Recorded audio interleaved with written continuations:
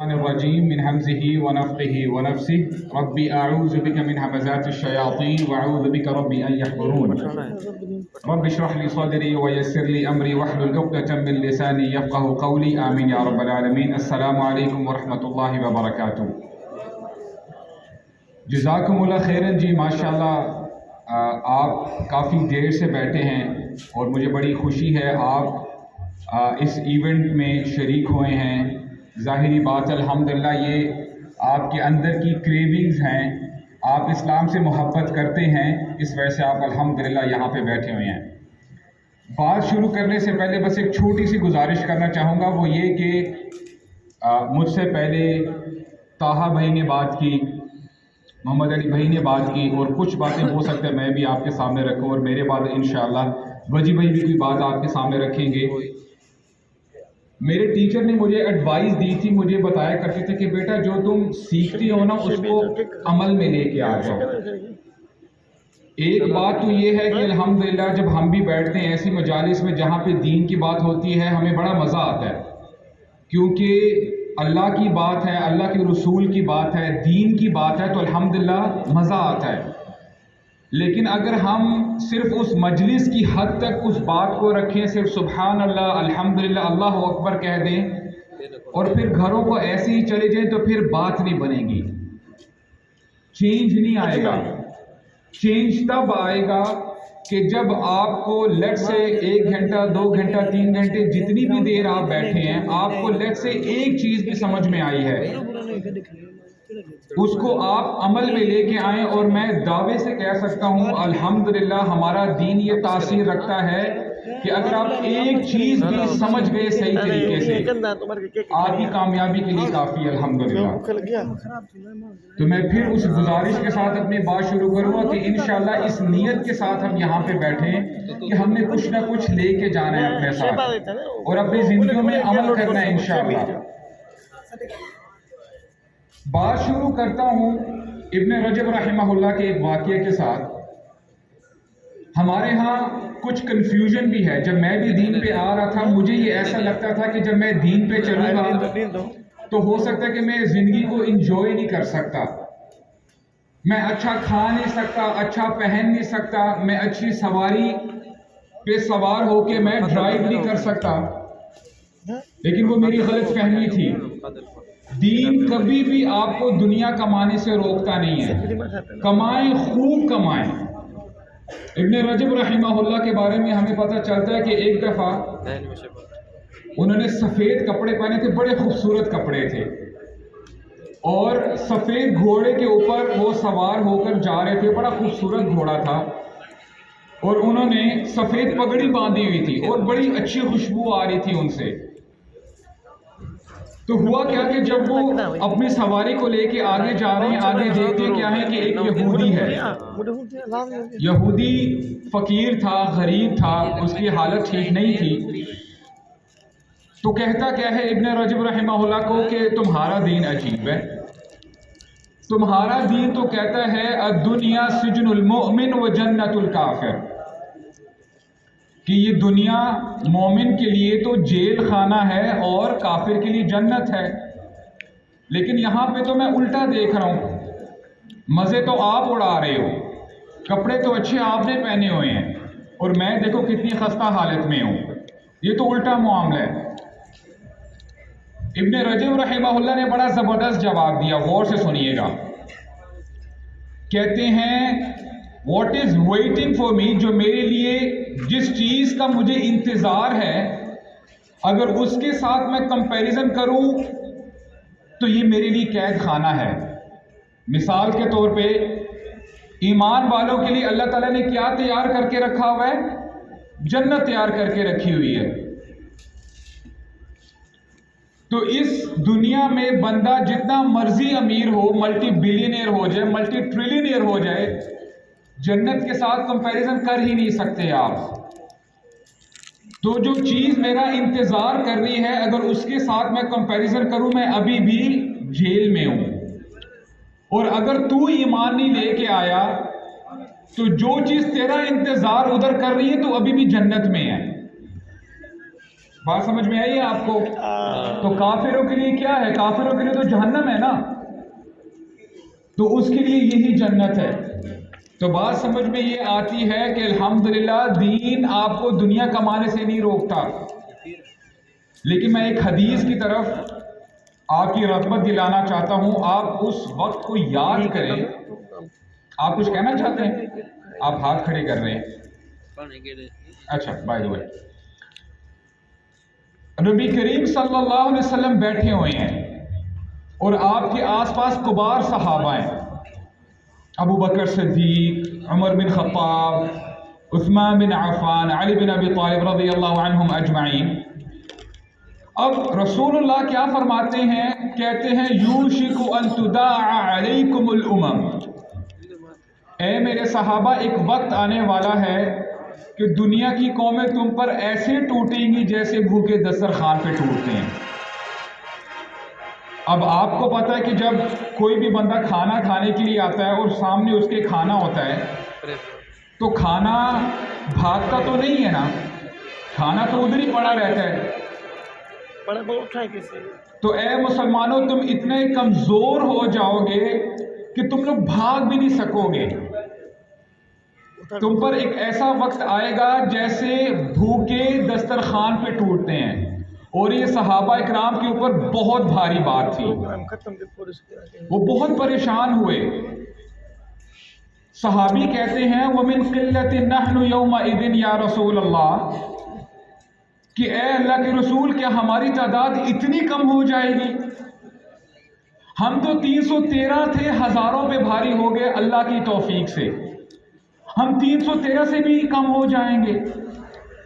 اللہ کے نبی نے کیا فرمایا؟ نہیں، بل انتم یومئذ کثیر، تم اس دن بہت زیادہ ہوگے، 1.8 بلین 2 بلین تمہاری تعداد ہوگی، لیکن تمہاری حیثیت کیا ہوگی؟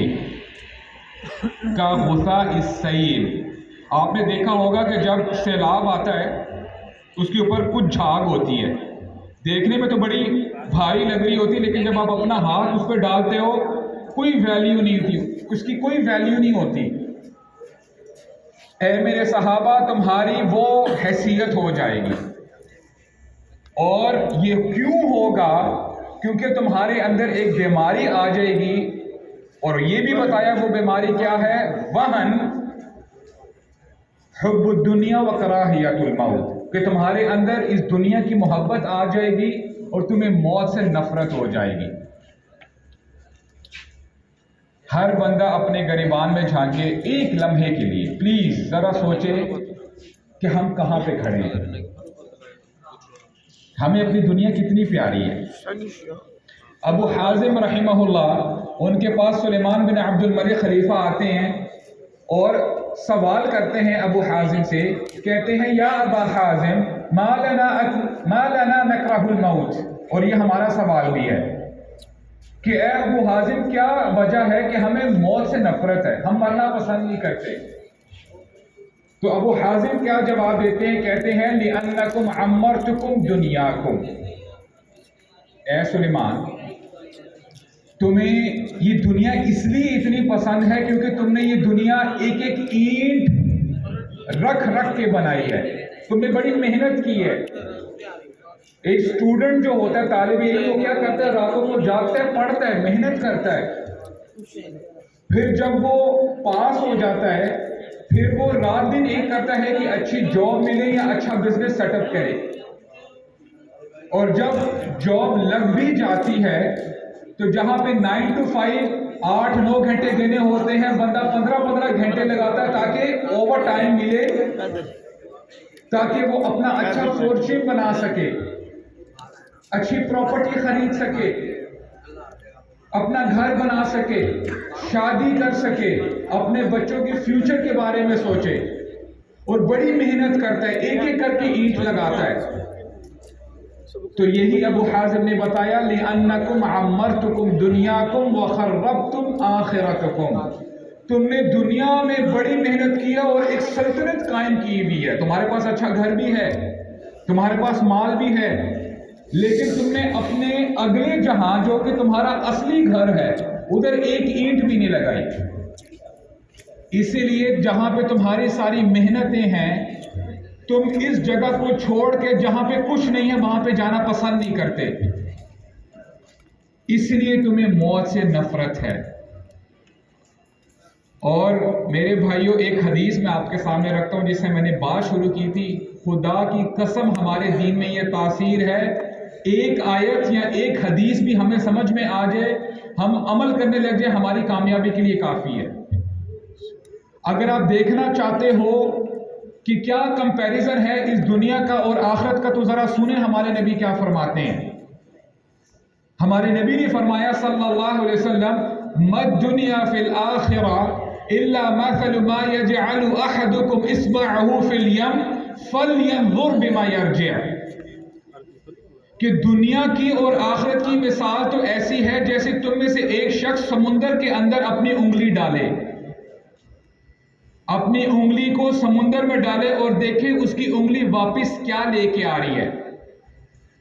اگر میں آپ سے پوچھوں کہ اس کی انگلی واپس کیا لے کے آتی ہے، 2 یا 3 قطرے لے کے آتی ہے، بس، اس سے زیادہ تو نہیں ہے نا. اب آپ مجھے بتائیں، ایک جگہ پہ آپ 2 یا 3 قطرے رکھیں، دوسری جگہ پہ آپ پورا سمندر رکھیں، کوئی مثال بنتی ہے؟ کوئی کمپیریزن بنتا ہے؟ آپ کے جتنے ریلیشنز ہیں، آپ کے سارے فیملی ممبرز، آپ کی ڈگریز، آپ کے کاروبار، آپ کے گھر، آپ کی گاڑیاں، سب کچھ ان 2-3 قطروں کے اندر آتا ہے. سب کچھ ان 2-3 قطروں کے اندر آتا ہے. یہ وقت آ چکا ہے ہم ریلائز کریں کہ سمندر ادھر ہے، ہم نے ادھر ہمیشہ رہنا ہے.